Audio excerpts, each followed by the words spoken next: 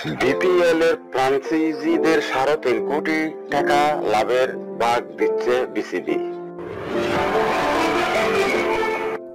অবশেষে বিপিএল এর ফ্রাঞ্চাইজিদের ৩.৫ কোটি টাকা লাভের ভাগ দিচ্ছে BCB. Bangladesh cricket board BCB আগেই জানিয়েছিল বাংলাদেশ প্রিমিয়ার লিগের বিপিএল টিকিট বিক্রির আয় থেকে ফ্রাঞ্চাইজিগুলো লভ্যাংশ দেওয়া হবে।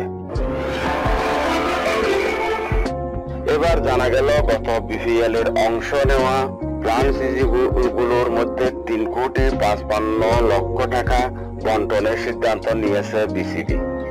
বিসিবি সূত্রে জানা গেছে বিপিএল এর প্লে অফে ওঠা ৪টি দল হবে ৫৫ লক্ষ টাকা করে, শেষ ৩ দলকে দেওয়া হবে ৪৫ লাখ টাকা করে।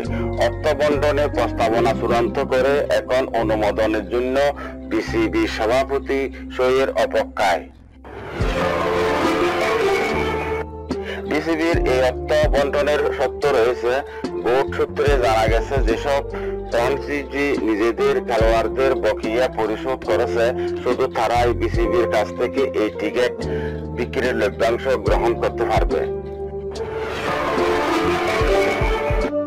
ফ্রাঞ্চাইজির খেলোয়াড়দের পাওনা বাকি থাকলে সেই দলের জন্য অর্থ গ্রহণের প্রক্রিয়া আটকে যাবে।